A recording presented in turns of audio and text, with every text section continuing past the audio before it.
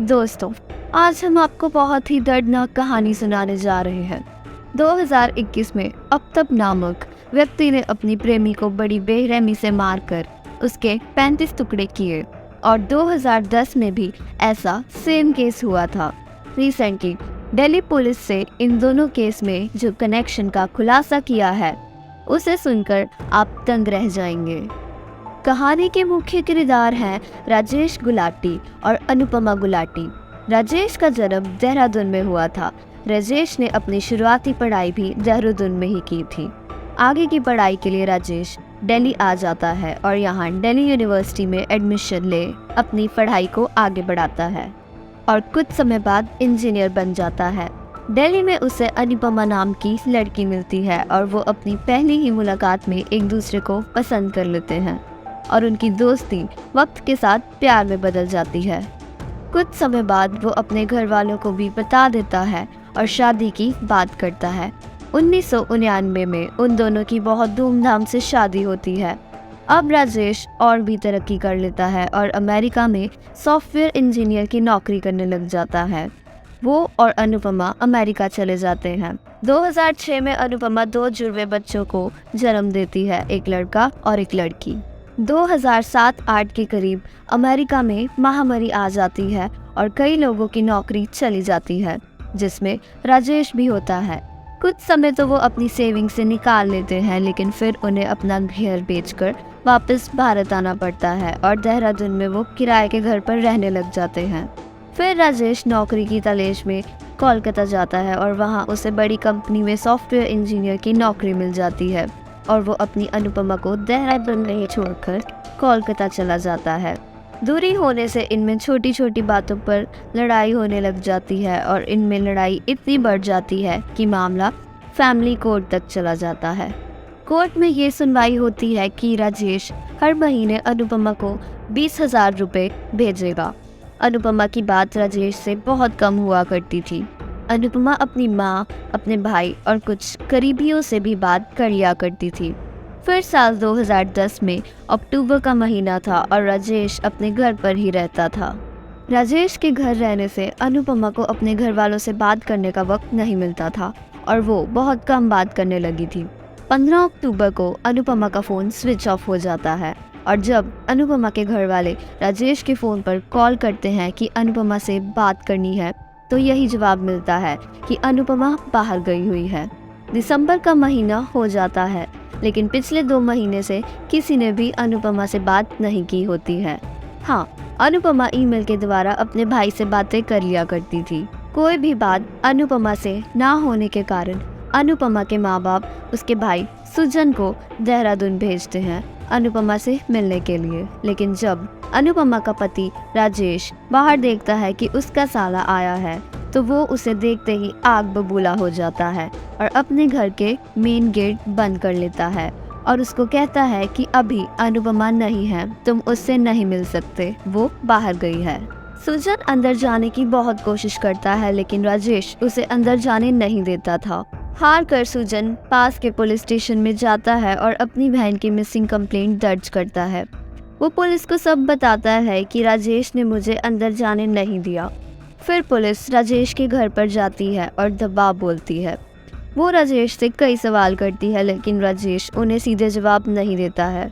Police उसके घर की तलाशी लेती है और उन्हें एक कमरा बंद मिलता है और वो जब उस कमरे को खोलने के बारे में बोलती है तो राजेश उसे नहीं खोलने देता है, लेकिन पुलिस जबरन उस गेट को खोल के अंदर जाती है और वहाँ पर एक बड़ा सा फ्रिज पड़ा होता है जो आमतौर पर दुकानों पर पड़ा होता है, लेकिन राजेश के घर में वो कमरे में था। ये बात पुलिस को काफ़ी खटकती है। पुलिस उसे खोलती है और जो अंदर होता है उसे देखकर पुलिस हैरान हो जाती है। उसके अंदर प्लास्टिक बैग्स के अंदर मनुष्य के छोटे छोटे टुकड़े पड़े होते हैं। अंदर से एक इंसानी खोपड़ी मिलती है और उस खोपड़ी को देखते ही सुजन पहचान लेता है कि ये मेरी बहन अनुपमा की है। नज़ारा देखते ही पुलिस राजेश को गिरफ्तार कर लेती है और कागजी काम के बाद उसे कोर्ट में पेश किया जाता है। राजेश बयान देता है कि अमेरिका में मेरे ही दोस्त के साथ अनुपमा की दोस्ती हो जाती है। वो दोनों बहुत ही गहरे दोस्त बन जाते हैं, लेकिन मुझे उनकी दोस्ती अच्छी नहीं लगती थी। फिर हम दोनों में काफ़ी झगड़े भी होते थे। नए तौर से वो दोनों समझौता करके और सब कुछ ठीक करके शुरुआत करते हैं और परिवार बढ़ाने का फैसला करते हैं। लेकिन कुछ समय बाद अनुपमा ज़्यादातर अपने दोस्त से ही बातें करती थी, जिस कारण और झगड़ा बढ़ जाता है। इसी बीच मंदी के कारण राजेश वापस भारत आ जाता है। जब राजेश कोलकाता अपनी नौकरी के लिए आता है तो वहाँ उसे एक महिला मिलती है जो कि बहुत परेशान होती है। उसका पति उसको बिल्कुल भी ठीक तरीके से नहीं रखता था और उसे मारता पीटता था। राजेश उसके प्रति काफी हमदर्दी दिखाता है और उससे दोस्ती कर बैठता है। धीरे धीरे राजेश उस लड़की से प्यार भी करने लगता है और बिना दुनिया को पता चले वो उससे कोलकाता में ही एक मंदिर में शादी कर लेता है। दूसरी तरफ राजेश को जो ऑर्डर दिया जाता है कि हर महीने 20,000 रुपए भेजने हैं अनुपमा को, राजेश इसे भी गंभीरता से लेना छोड़ देता है।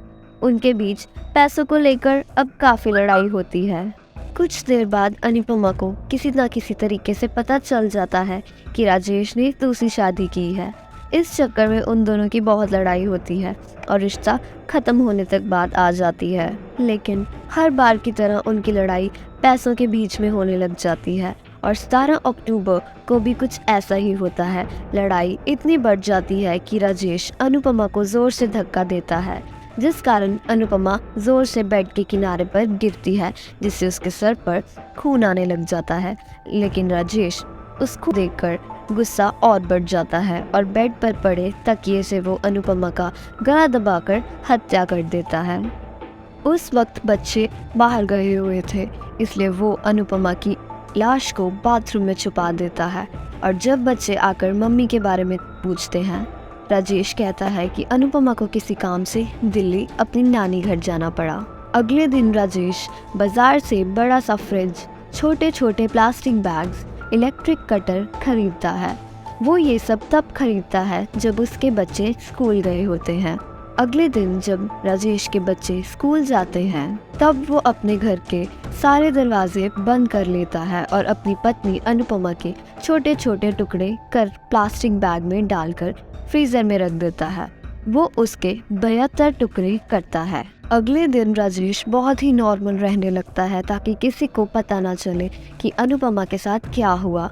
और जब भी अनुपमा के लिए कोई फ़ोन आता है, राजेश उसे अपनी बातों में फंसाकर झूठ बोल देता है। जब पुलिस पूछती है अनुपमा के मरने के बाद भी उसका जीमेल, ईमेल कैसे चल रहा था, वो कहता है कि मैंने चुपके से अनुपमा के सोशल अकाउंट का पता लगा लिया था और वो सब मैं ही कर रहा था।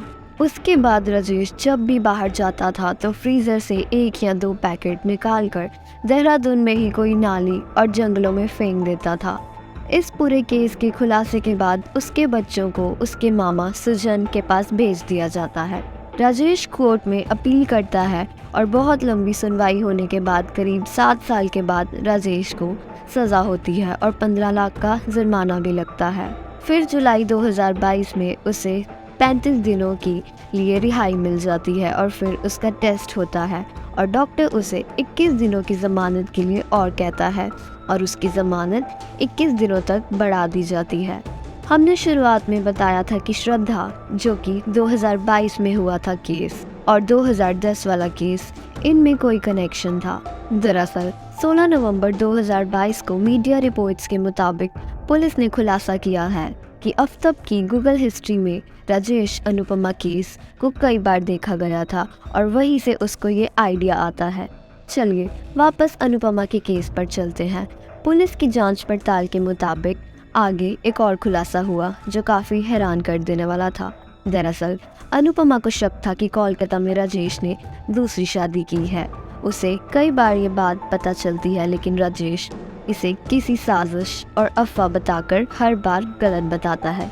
लेकिन राजेश ने ये बात पुलिस को बता दी थी कि हाँ, मेरी शादी कोलकाता में सच में हुई है और मुझे उससे एक बेटी भी है।